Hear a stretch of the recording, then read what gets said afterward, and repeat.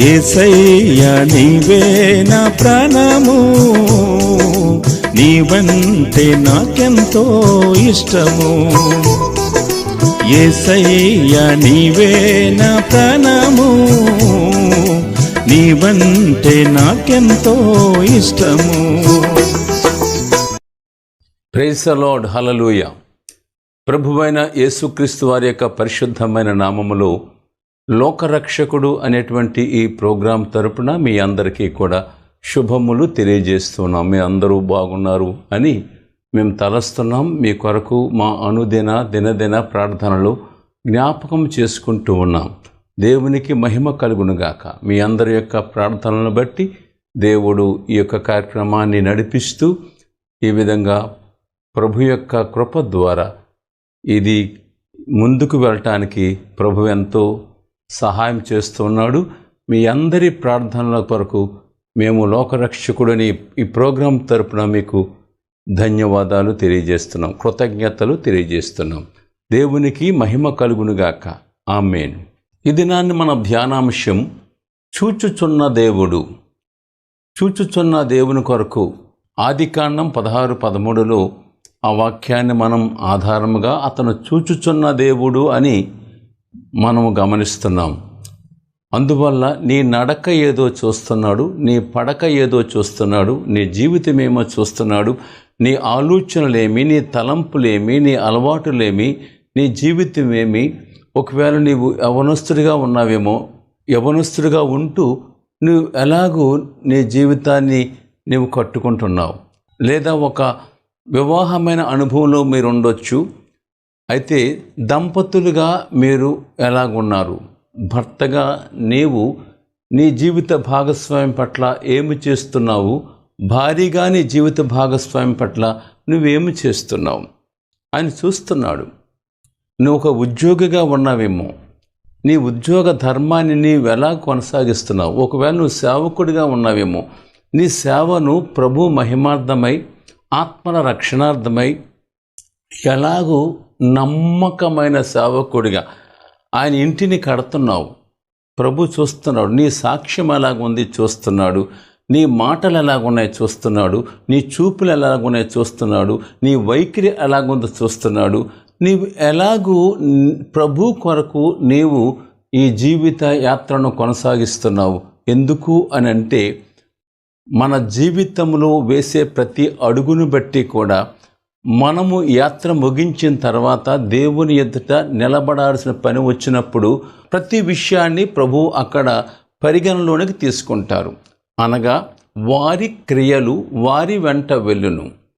అందువల్ల ప్రభు కొరకు, ఆయన సంఘము కొరకు, ఆయన సేవ కొరకు, ఆయన సువార్త కొరకు, ఆయన ఆత్మల కొరకు, ఆయన తోటలో, ఆయన పొలములో, ఆయన యొక్క ఇంటిలో నువ్వు ఎలా పనిచేస్తున్నావు, ఆయన ఇంటిలో నువ్వు ఎలా పనిచేస్తున్నావు, పనికొస్తున్నావు, నీ ఇంటికి నువ్వు ఎలా దీవెనకరంగా ఉన్నావు. అంత మాత్రమే కాదు, నీ జీవితం నీ ఇంటికి శుభముగా, నీ సంఘానికి శుభముగా, నీ గ్రామానికి శుభముగా, నీ రాష్ట్రానికి శుభముగా, నీ దేశానికి దీవెనకరంగా నీవు ఉండాలి. అప్పుడు నీ జీవితం ధన్యం. అందువల్ల ప్రభు మనకిచ్చేటువంటి మన జీవితంలో ప్రతి గడియ, ప్రతి నిమిషము చాలా విలువైంది. అందువల్ల నిన్ను చూచుచున్న దేవుడు చూస్తూ ఉన్నాడు. కాబట్టి ప్రియమైన బిడ్డ, మనము మన యొక్క జీవితం యొక్క పరమార్థమును గ్రహించి ధన్యత పొందాలి. ప్రభు కొరకు ఉన్నంతకాలం ప్రభు కొరకు మనం జీవించాలి అని ఒక భావన మనము అర్థం చేసుకుంటున్నాం. గతించినటువంటి ఎపిసోడులో చూచుచున్న దేవుని గురించే మనము ఆలోచన చేశాం. ఎందుకు? అతను చూస్తూ ఉన్నాడు కాబట్టి. కీర్తనల గ్రంథం 94:9 ఉన్న మాట ఏమంటే, కన్నులు కలుగజేసిన వాడు కానకుండునా. మనకు నేత్రాలు ఆయనే ఇచ్చాడు. అందువల్ల అతడు చూడడా, మన చూస్తూ ఉన్నాడు. సామెతలు 15:3 యెహోవా కన్నులు ప్రతి స్థలము మీద ఉన్నవి అని ఉన్నది. ఇర్మియా 16:17లో ఆయన కన్నులకు మరుగైనది ఏదీ లేదు అని ఉన్నది. అందువల్ల ప్రభు యొక్క కన్నులు దుష్టత్వాన్ని చూడలేవు. కీర్తన 5:4లో ఉన్నది, దేవుని కన్నులు దుష్టత్వాన్ని చూడలేవు. 2 పేతురు 2:14 ఉన్నది ఏంటంటే, మానవుని కన్నులు పాపము మానలేని కన్నులు. దేవుని కన్నులు అవి పరిశుద్ధతలో ఉన్నాయి, ఆయన చూపులు పరిశుద్ధంగా ఉన్నాయి. మానవుని కన్నులు పాపమును మానలేని పరిస్థితుల్లో ఉన్నాయి. ఈ దినాన్ని ప్రభు సన్నిధిలో మన జీవితాన్ని చక్కగా వాక్యమును బట్టి మలుచుకుంటూ విశ్వాసములో చక్కగా మనము అడుగు ముందుకు వేయాలి అని ప్రభు పేరట మనము హెచ్చరిక చేయబడుతున్నాం. దేవునికి మహిమ కలుగునుగాక. ఆమేన్. చూపులలో కొన్ని బలహీనతలు మనము జ్ఞాపకం చేసుకుందాం. ఆదికాండం 39:1-6 వరకు మనం చూసినప్పుడు, పొతీఫరు భార్య యోసేపుపై కన్ను వేసింది అని ఉన్నది.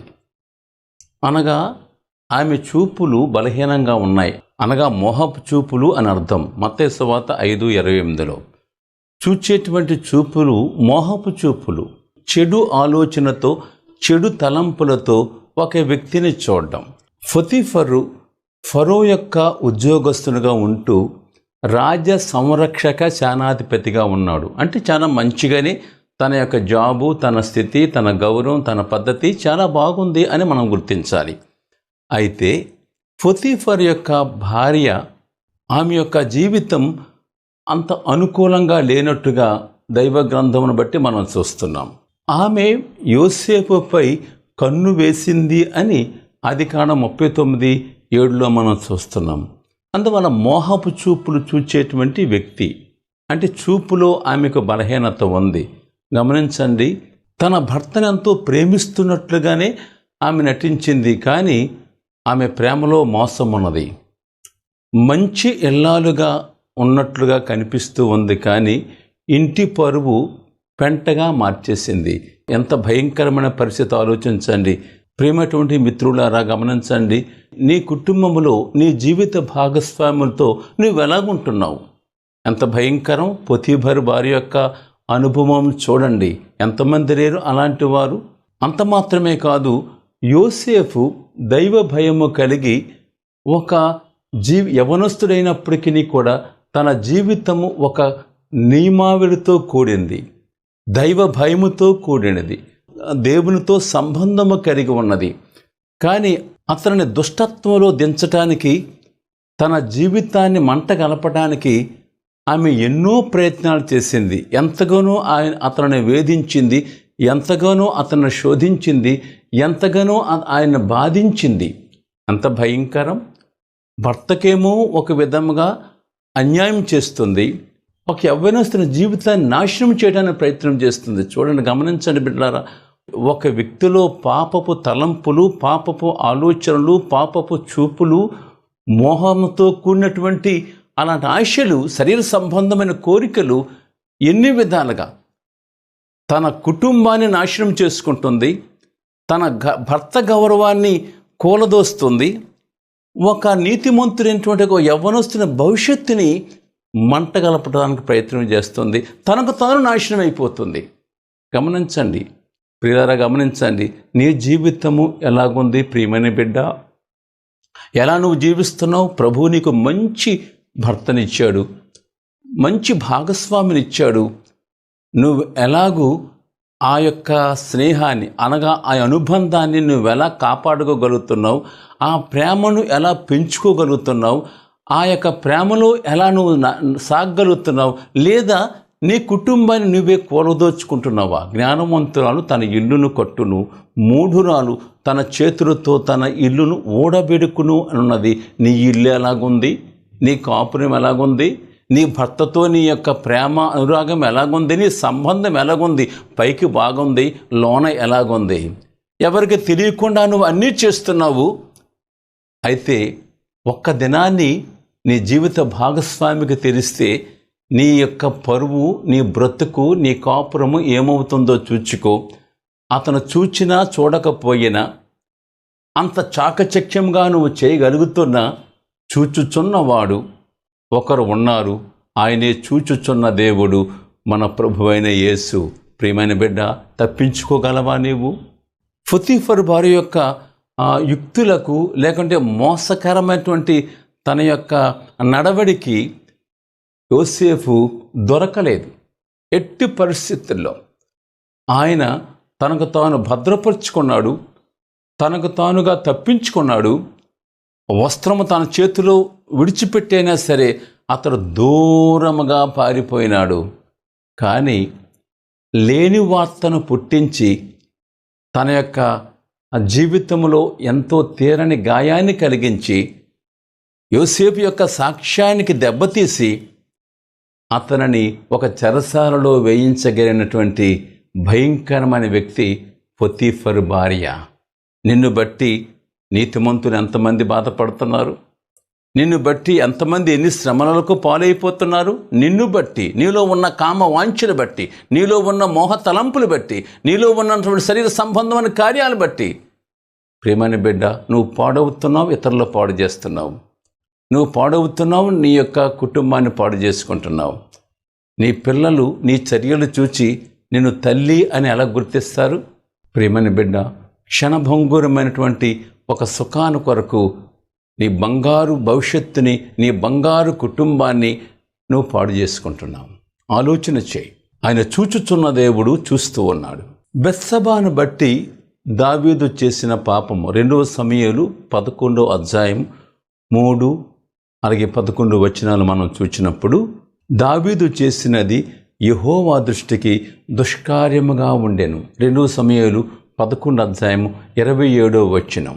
2 సమూయేలు 11:3లో మనం చూస్తున్నామేమంటే, బత్షెబా బహు సౌందర్యవతి అని అతడు చూచి తన యొద్దకు రప్పించి ఆమెతో భయంకరమైనటువంటి పాపము చేసి శయనించి ఆమె గర్భవతి అని తెలుసుకొని తన భర్త అయినటువంటి ఊరియాను హతమార్చినట్లుగా దైవ గ్రంథంలో మనం చూస్తున్నాం. 2 సమూయేలు 11 అధ్యాయం 24వ వచనం ప్రకారం, దేవుని మందసము అమ్మోనీయులతో యుద్ధము కొరకు దండులో ఉండగా అధిపతులు, సేనాధిపతులు అందరూ కలిసి ఆ యుద్ధములో దండులో ఉండగా దావీదు అతడు ఆ స్థలములో లేకపోగా అతడు మేడ మీద హాయిగా నిద్రపోతూ చక్కగా నిద్ర మేల్కొని ఆయన ఆ యొక్క మేడ మిద్ది మీద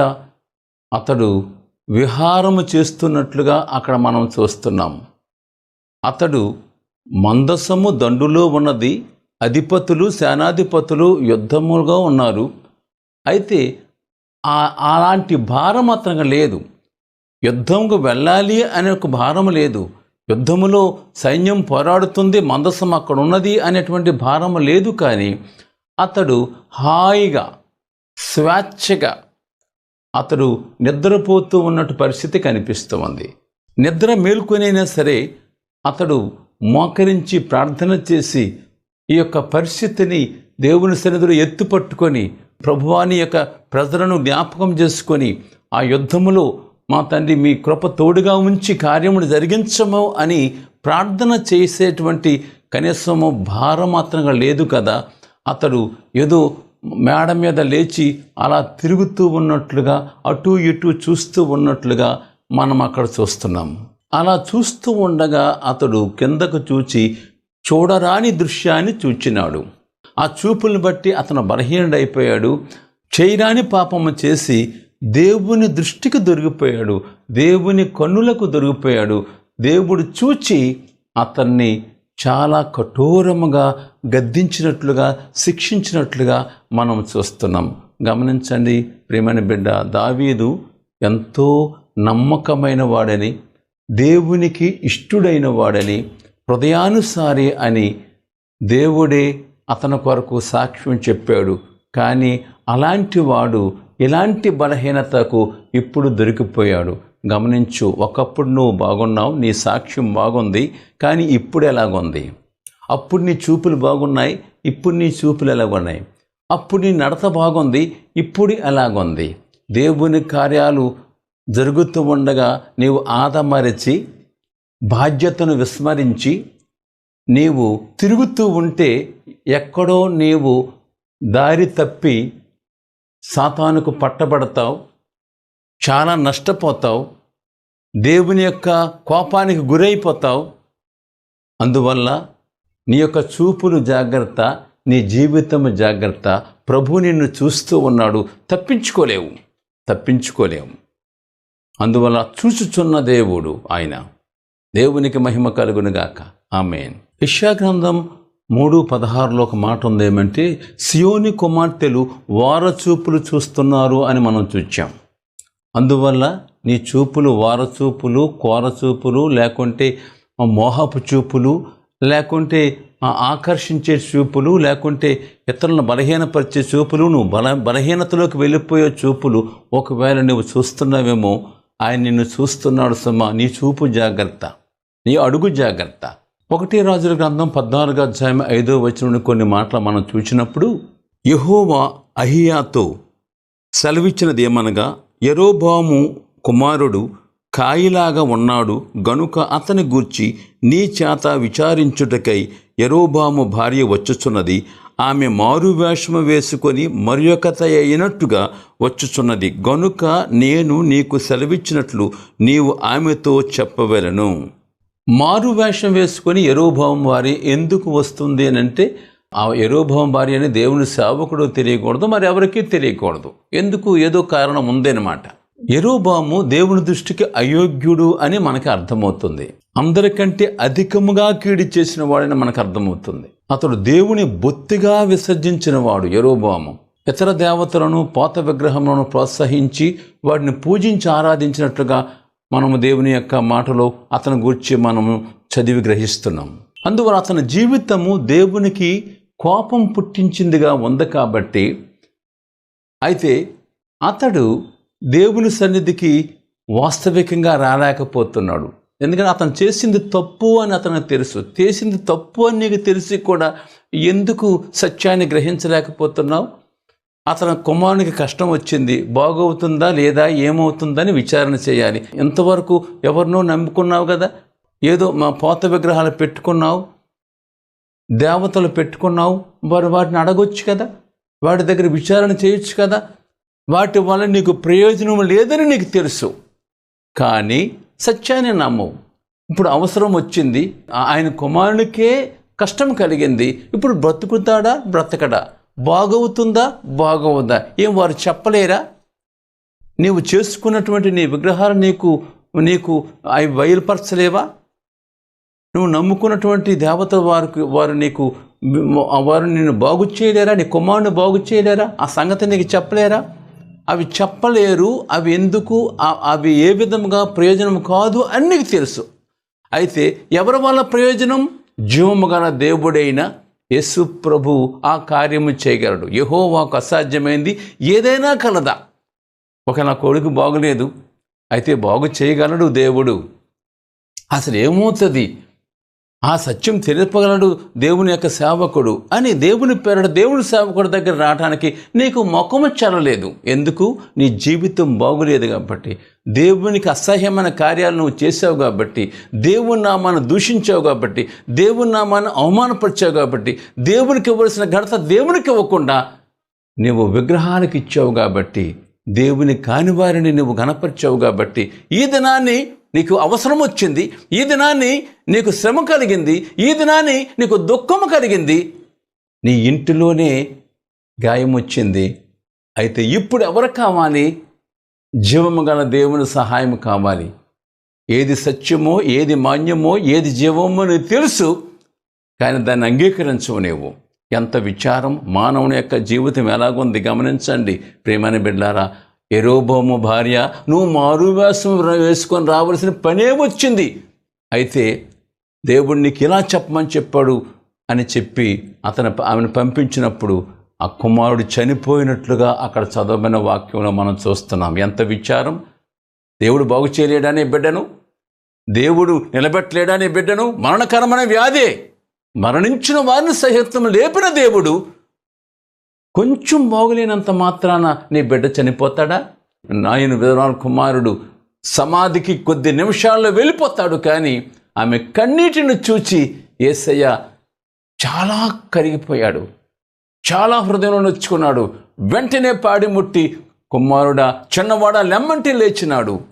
అక్కడ లేపిన దేవుడు నీ కుమారుడు బాగు చేయలేడా? ప్రేమైన బిడ్డ గమనించు. ఎందుకో వేషాలు మార్చి వచ్చావు, కానీ నీ వేషాన్ని చూస్తున్నాడు యేసయ్య. దేవునికి మహిమ కలుగునుగాక. ఇక మీదటైనా సరే నీ జీవితం మార్చుకుంటే నీకు మేలు. యెరోబోము భార్య, నువ్వు మారు వేషము వేసుకొని వచ్చుట ఎలా?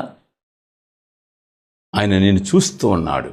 హోషేయ గ్రంథం 5:3 ఒక మాట ఉంది. ఏమంటే, ఎఫ్రాయిము నీవు వ్యభిచరించుచున్నావు అనే మాట, ఒక ప్రాముఖ్యమైన మాట అక్కడ మనకు కనిపిస్తుంది. అనగా ఒక వ్యక్తి తన యొక్క జీవితంలో అతడు ఏ బలహీనత ఉన్నా సరే ఆ బలహీనత ప్రభువు చూస్తున్నాడు. ఎఫ్రాయిము నువ్వు వ్యభిచరించుచున్నావు. ప్రేమైన బిడ్డ, నువ్వు వ్యభిచరించుచుండగా ప్రభు నిన్ను చూస్తూ ఉన్నాడు. ఆదికాండం 4:8 ఒక మాట ఉన్నది. కయీను తన తమ్ముడైన హేబేలుతో మాట్లాడెను. వారు పొలములో ఉన్నప్పుడు కయీను తన తమ్ముడైన హేబేలు మీద పడి అతనిని చంపెను. సొంత తమ్ముడు, ఒక తల్లి బిడ్డలు ఎందుకు ఆ ఈర్ష్య, ఎందుకు ఆ అసూయ, ఎందుకు ఆ పగ, ఎందుకు ఆ ద్వేషం? ఆ ద్వేషమే తన సహోదరుని తన చేతులతో చంపడానికి ఆ దుష్టత్వంలోని తీసుకుని వెళ్ళింది.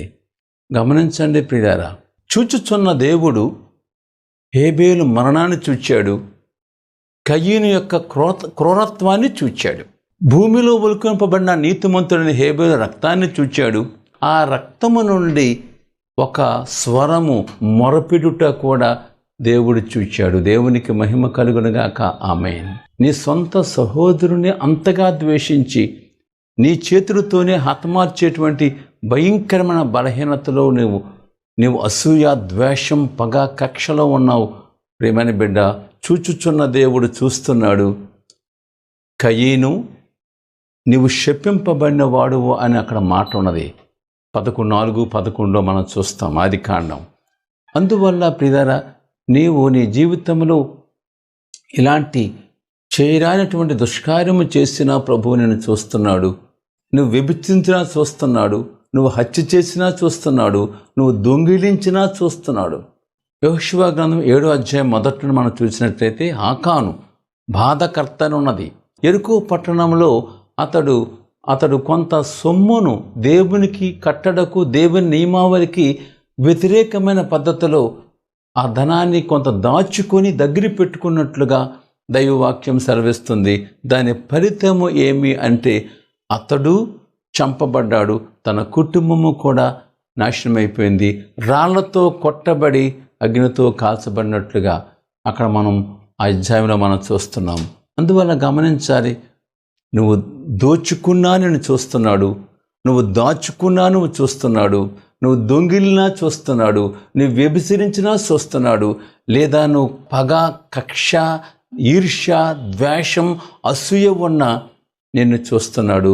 చూచుచున్న దేవుడు, అతను మనం తప్పించుకోలేం ప్రియమైన బిడ్డారా. అందువల్ల నీవు నీ యొక్క అడుగులను జాగ్రత్తగా వేయాలి. నీ మాటలు చక్కగా ఉండాలి, నీ చూపులు చక్కగా పవిత్రంగా ఉండాలి, నీ యొక్క అలవాటులు చక్కగా ఉండాలి. నీ విశ్వాసము ప్రభు సన్నిధిలో లోతుగా వెళ్ళాలి. ఆయన కొరకు నువ్వు జీవించు. ఒకవేళ రక్షణ లేకపోతే తక్షణమే నువ్వే పాపం చేసావో, ఒకవేళ వ్యభిచారంలో నువ్వు బలహీనమైపోయావా, ఆ ఊబిలో దిగిపోయావా, ప్రభు నీకు క్షమిస్తాడు. లేదా నువ్వు ఒక దొంగగా ఉండి నీ జీవితాన్ని పాడు చేసుకున్నావా, దొంగిలింపబడిన వస్తువులు నీ దగ్గర ఉన్నాయా, ప్రభు దగ్గర ఒప్పుకో, విడిచిపెట్టు, ప్రభు నిన్ను క్షమిస్తాడు. లేదా ఎవరి మీద ద్వేషం ఉందా, కక్ష ఉందా, పగ ఉందా, ఎవరైనా హత్య చేసావా, లేకపోతే ఎలాంటి భయంకరమైన అలవాట్లకు గురైపోయావా, ప్రభు దగ్గర ఒప్పుకో, ప్రభు నిన్ను క్షమిస్తాడు. చూచుచున్న దేవుడు ఆయన నిన్ను చూస్తున్నాడు. కనికరము గల దేవుడు నిన్ను కనికరిస్తాడు. క్షమించేటువంటి ఆ యొక్క గొప్ప సద్గుణము గల దేవుడు నిన్ను క్షమిస్తాడు. యెహోవా యొద్ద కృప దొరుకును, యెహోవా యొద్ద క్షమాపణ దొరుకును. ప్రియమైన బిడ్డ, నువ్వు ఒప్పుకొని ప్రభు సన్నిధిలో నీవు సరిచేసుకోకపోతే ఒక్క దినాన్ని నీవు లెక్క అప్పగించాలి. తప్పించుకోలేవు. ఎవరు తప్పించుకోలేవు. దావీదు తప్పించుకున్నాడా? తప్పించుకోలేదు. కయ్యను తప్పించుకున్నాడా? తప్పించుకోలేదు. ఆకాను తప్పించుకున్నాడా? తప్పించుకోలేదు. గెహజీ తప్పించుకున్నాడా? తప్పించుకోలేదు. చూడండి, యెరోబోయాము తప్పించుకుందా? తప్పించుకోలేదు. గమనించాలి. అందువల్ల నువ్వు తప్పించుకోలేవు. కాబట్టి ప్రియమైన బిడ్డ, సమయం ప్రభు ఇస్తున్నాడు. సమయం ఉండగానే ప్రభు యొక్క సన్నిధిలో కృపని యొద్ద నుండి దూరం కాకముందే, ప్రభువా నేను పాపిని తండ్రి, ఫలానా పాపము చేస్తుండగా నువ్వు చూచావు, నేను ఒప్పుకుంటున్నాను, విడిచిపెడుతున్నాను, నీ యొక్క కృపను బట్టి రక్తంతో నన్ను కడుగు, శుద్ధీకరించు తండ్రి అని నీ హృదయము తెరచి పాపాన్ని ఒప్పుకొని విడిచి ప్రభు దగ్గర కన్నీరు కాచు, క్షమాపణ దొరుకుతుంది. ఆయన చూచుచున్న దేవుడు నీ కన్నీటిని చూచి నిన్ను యోగ్యునిగా లేదంటే యోగ్యురాలుగా చేసి తన చేతిలో వాడబడే ఆనిముత్యంగా నేను వాడుకోబోతున్నాడు. ప్రభు నీతోనే నేరుగా మాట్లాడుతున్నాడు. బిడ్డ, గతించిన దానికి నువ్వు చింతవద్దు. అయిపోయింది. ఏదో తెలియకో తెలుసో చేశావు, అయిపోయింది. ఇక మీదట ప్రభు నీతో నేరుగా మాట్లాడుతున్నాడు. ఇక మీదట నిర్ణయం చేసుకో, ఇక మీదట నిలబడు, ఇక మీదట తీర్మానం చేసుకో, ఇక మీదట ప్రభు యొక్క సహాయం కోరు, ఇక మీదట ప్రభువా నన్ను నడిపించు తండ్రి, నన్ను వాడుకో తండ్రి అని వేడుకో. భూమి తల్లకిందులవుతుంది. ప్రభు నిన్ను వాడుకోబోతున్నాడు. అట్టి ధన్యతలో ప్రభు నిన్ను నడిపించునుగాక. ఆమేన్. ప్రార్థన. ప్రేమల మా తండ్రి, చూచుచున్న దేవుడవు తండ్రి, నువ్వు చూస్తున్నావు. మేము తప్పించుకోలేం బాబు. భర్త కన్నులు కప్పవచ్చు, భార్య కన్నులు కప్పవచ్చు, తల్లిదండ్రులు కన్నులు కప్పవచ్చు, మా స్నేహితులు తెలియకుండా చేయవచ్చు తండ్రి. కానీ చూచుచున్న దేవుడవు తండ్రి, నీకు మరుగైంది ఏదీ లేదు బాబు. ఒక్క దినాన్ని నీ దగ్గర నిలబడినప్పుడు ప్రభువా శిక్ష తప్పదు, తప్పించుకోలేము తండ్రి. అందువల్ల ఒప్పుకుంటున్నాం. నీ రక్తముతో కడిగి పవిత్రులుగా చేయండి. బలమైన సాధనముగా ఇక మీదట వాడుకోమని వేడుకుంటూ, ఎవరు అనారోగ్యంగా ఉన్నారు, ఎవరు బాధలో ఉన్నారు, ఎవరు బలహీనతలో ఉన్నారు, ఎలాంటి ప్రభువా తండ్రి బలహీనమైన జీవితంలో ఉన్నారు, వ్యభిచారులుగా ఉన్నారు, దొంగలుగా ఉన్నారు, నరహంతకులుగా ఉన్నారు, ప్రభువా తండ్రి నీ నామాన్ని ద్వేషించేవారిగా ఉన్నారు, అటు వారందరూ యేసు నామములో విడుదల కమ్మని ఆజ్ఞాపిస్తున్నాను. క్షమించండి.